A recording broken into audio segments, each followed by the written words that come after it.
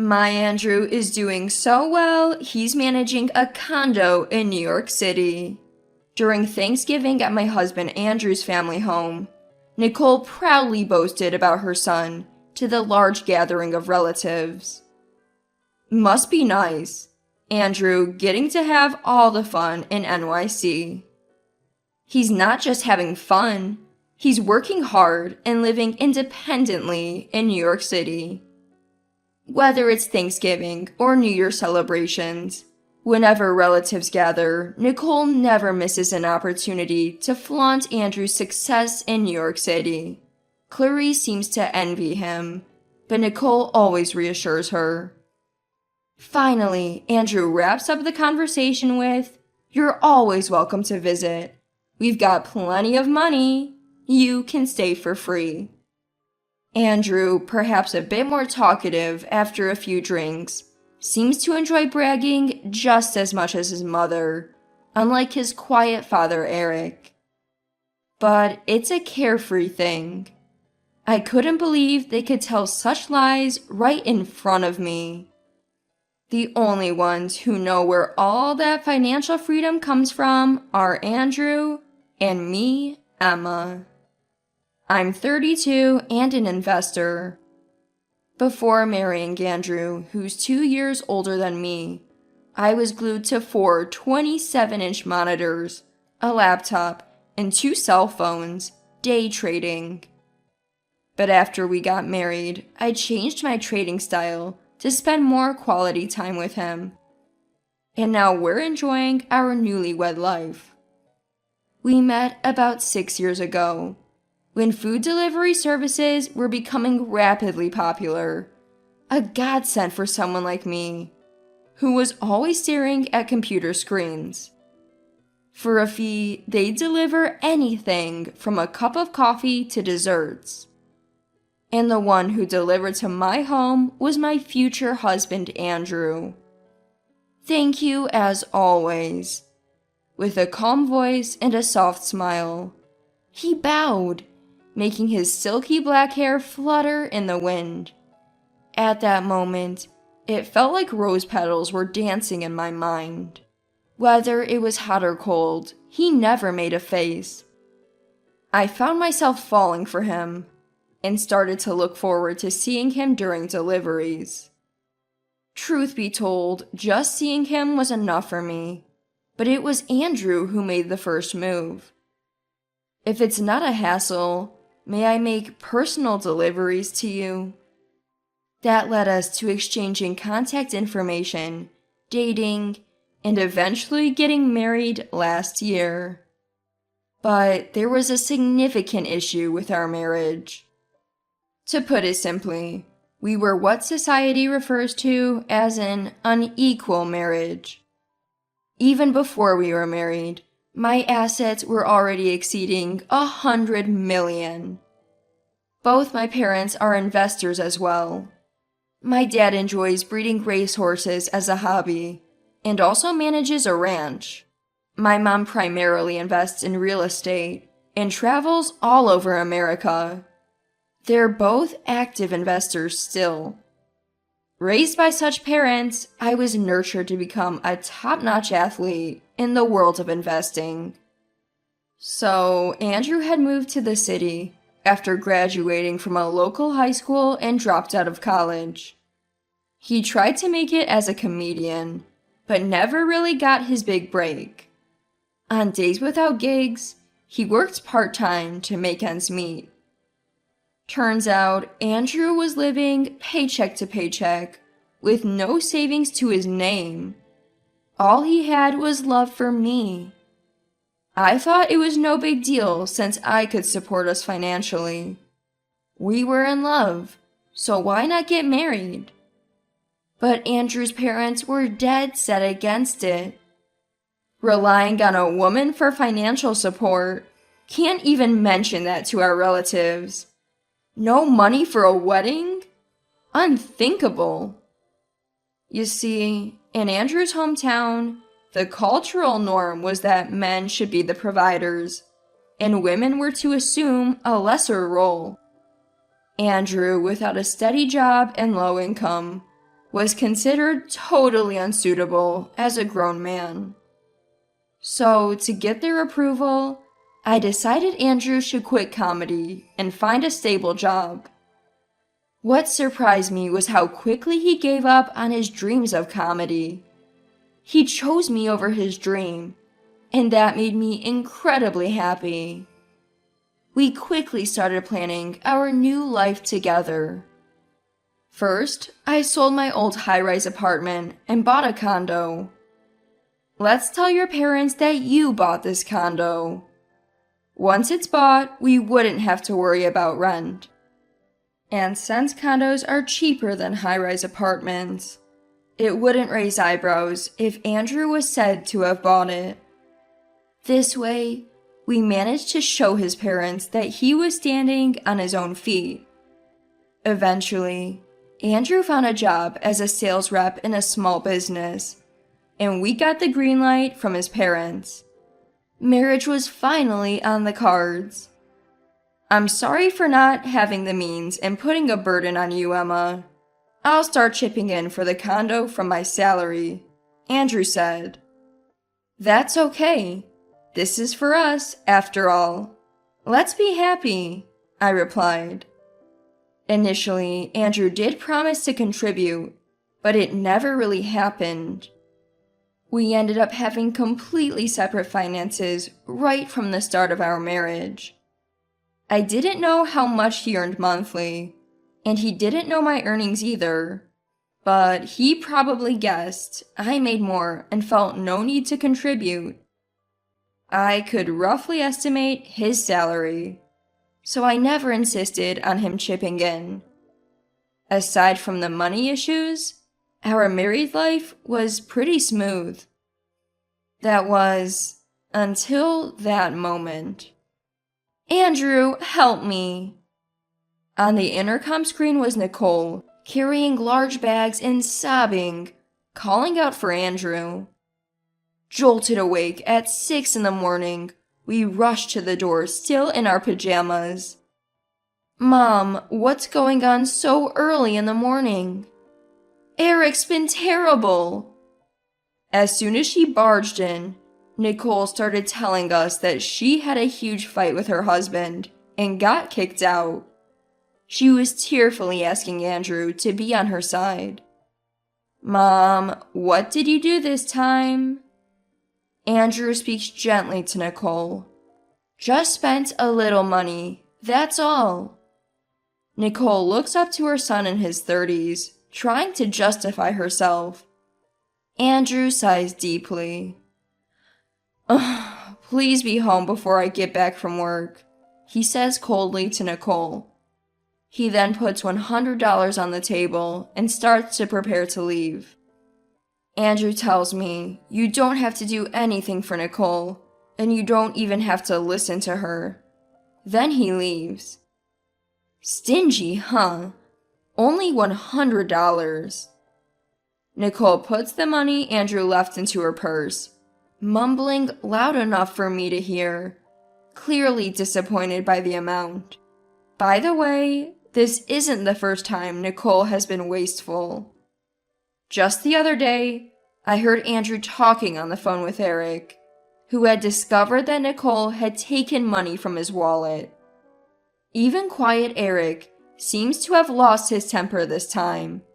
He apparently kicked Nicole out of the house. And Nicole doesn't seem eager to go home. I was totally frustrated. Can I stay here tonight? She probably planned to stay from the moment she arrived with that big bag. I had work to do, and spending the day alone with Nicole was the last thing I wanted. Andrew said you should go home before he returns. I started. Come on, it's not a big deal if a mom stays over. Nicole insists, and energetically starts cleaning. I had a bad feeling about this. In the evening, Andrew comes home to find a table full of food that Nicole has prepared. He brightens up immediately. Nicole knows exactly how to lift her son's spirits. To a pleased Andrew, Nicole says, I'll do all the cleaning, laundry, and household chores. Please let me stay here. Desperate Nicole got an okay from Andrew for a limited time cohabitation, without even consulting me. The only condition? Do not enter my wife's room, as she works there during the day. Andrew warns Nicole. He told Nicole that I work from home to keep her from discovering that I might be earning more than him. Considering Nicole's careless attitude towards money, I decided to keep quiet about my job involving finances. At first, Nicole seemed considerate, saying, "Sorry to intrude on newlyweds." But on the second day of living with us, she started showing her true colors. "I cleaned, so give me some pocket money. I'm going grocery shopping, so give me money. I want to get the latest oven range to cook tasty meals for Andrew. Give me money." I was stressed out by Nicole's constant requests for money. Why ask me for money? Why not her own son? Clarice would even order items online to be delivered to our house, intentionally making me pay. "Oh, Emma, I ordered a new bag we should share. So, can you take care of the payment?" I was increasingly fed up with the Andrew family. They were beginning to feel like parasites. By now, thoughts of divorce were coming to mind. To be on the safe side, I had liquidated all assets and insurance policies in Andrew's name. Since most of these were originally set up for Andrew's benefit when we got married, canceling them went smoothly. 3 months after Nicole moved in, an incident happened. I was trading stocks during the day. A company's financial results had been announced, and they weren't good. I was about to minimize my losses by cutting them when the power suddenly went out. The computer screen went blank, and for a moment, I was completely disoriented. Rushing to check my securities account on my cell phone, I found it already deep in the red. I let out an involuntary scream. Hearing me, Nicole walked into my room and casually said, "Sorry about that. I was using the oven, boiling water, and vacuuming while watching TV, and I guess I tripped the breaker. Can you reset it?" Now, Nicole wasn't aware that I was day trading, but my patience had reached its limit. When Andrew came home, I told him I wanted Nicole out. "I can't take it anymore. I'm stressed out trading stocks, and she's vacuuming, singing, and today she even caused a power outage. What are you going to do about this?" I showed Andrew the screen displaying my substantial losses. "Wait, is that $80,000? "Yes, but it's a negative $80,000. Your mom's little stunt today did this. I'm done. She needs to go." As I was yelling, Nicole came running over. "You're the one who needs to leave." I was stunned as Nicole continued. "Non-working parasites are a real nuisance. Get out of this house." To which Andrew replied, "Mom, it's too early. I was hoping to get her to buy more expensive stuff. To be honest, I wanted to take advantage of her a bit longer." At this, my mind was spinning. Take advantage? What does that mean? Andrew continued, "You never really give me money, you know. Even though we're married, you're too stingy." He thought he could put up with job hunting just to get married and then live an easy life. Andrew was deeply disappointed. He had thought we'd live in a glamorous high-rise in New York, like I used to, but we ended up in a lackluster condo. I was astonished to learn Andrew had such a perspective on me. The truth is, Andrew doesn't know what real wealth is like. Many people misunderstand. The wealthier people are, the more frugal they live. They may seem extravagant, but they're not. Even if they're moving a lot of money around, they'll think twice about spending a single dollar or even a penny. They even accumulate points and use vouchers.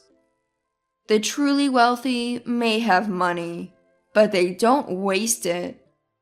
I hesitantly asked Andrew, "So, did you marry me for love or just for my money?" "Let's get this straight. I didn't marry you. I did you a favor. I used to deliver food only to high-rise apartments where the wealthy lived, aiming for marrying into money. Emma was generous with her tips, so I thought I'd be happy with her. But boy, was I wrong. Feels like I got scammed." Nicole then interjected, "Ugh, you're so clueless. It's frustrating. Normally, when a wife is harassed by someone like me, she'd go back to her parents. But you don't even recognize it as harassment. Get a clue and get out of this condo." Nicole seemed to inflate with her own self-importance, breathing heavily with excitement. Trying to maintain my composure, I said, "You do realize this condo isn't under Andrew's name, right? Also, you've been calling me a parasite, but I'm actually a successful investor, making over $200,000 in annual dividends." This statement seemed to bewilder not just Nicole, but also Andrew. Andrew blurted, "What? I thought this condo was mine. You said you'd let me take credit for buying it. And what's this annual dividend stuff? Never heard of it. If you're so rich, why are we living like paupers?" I was astounded. I had spoken to my in-laws about our marriage, all while Andrew had illusions about owning things we hadn't even signed contracts for or spent money on. Can you believe people like that actually exist? Left with no choice, I politely informed them about our condo lease agreement. I then handed Andrew the divorce papers and said, "So, we're on the same page about divorcing, right?" Reluctantly letting go of his condo ambitions, Andrew grinned and said, "Okay, let's divvy up the property." I had to set him straight and told him that wasn't going to happen. Andrew had been making a fuss about property division and the divorce. However, since he never contributed to household expenses, I informed him that I would be claiming the $80,000 we lost due to Nicole, as well as all the living expenses over the years. Additionally, I clarified that the stock yielding $200,000 in dividends was separate property I had acquired before our marriage, and thus wouldn't be divided. Andrew seemed genuinely convinced that he would get half of my premarital assets. Of course that wasn't the case. After hearing me out, Andrew shouted, "This is fraud." But I hadn't deceived him. I loved Andrew, but love doesn't mean blindly handing over control of everything. I had my financial bases covered for marriage. I was also super frugal and had zero intention of giving a single dollar to a man I was breaking up with. "If you insist on taking this to court, I'll hire a top-notch divorce attorney and fight you head-on," I warned. Deflated, he backed down.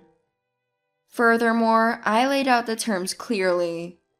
I don't want any alimony, but I won't divide property either. Andrew agreed, filled out the divorce papers, and, along with Nicole, left the condo. I immediately canceled all of his credit cards and sent all his belongings back to his parents' house via courier. And so, I successfully protected my assets. After losing his steady job, Andrew decided to try making money through YouTube. His channel name? ex-comedian starting over after divorce and poverty. Despite talking about his flaws and failures in life, the channel was far from successful. Andrew had never been a good comedian in the first place. The result? A mere 23 subscribers, dismal video views, and what felt like a daily showcase of pure embarrassment. Meanwhile, Nicole found herself deep in credit card debt, scolded harshly by Eric. She was banished from the house and forced to live in a prefab hut in the yard, without air conditioning, and help out with field work back at home. Her once prized designer bags and clothes, likely gathering dust somewhere. Surprisingly, the $80,000 loss caused by Nicole was skillfully averted.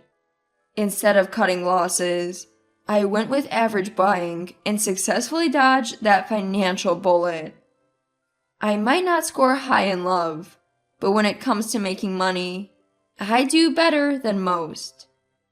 Later on, Andrew shifted his channel focus towards creating public nuisance videos because of stagnating views. How do I know this? His face and name were broadcasted on national news this morning, under the headline, "Public Nuisance YouTuber Arrested." Thank God I divorced him early. Just as I was mumbling this to myself, I heard, "Don't waste time watching useless news. Come over here." Sure. It's been a year since the divorce. Now, I've left New York and live in Denver with my new partner. I vowed to prioritize money over men after the divorce. Well, that took an unexpected turn when my father's racehorse won a major race. At the celebration, I met and hit it off with the jockey, and we're happily dating now. I once lived a life confined to my home, but now I spend my days at racetracks and making banners to support my boyfriend. Life is fulfilling. They say, birds of a feather flock together, and it's true. Being with someone who shares your values feels good. Sure, past divorces are nothing to be proud of, but I see them as expensive life lessons. I've learned and moved on, focusing on a brighter future.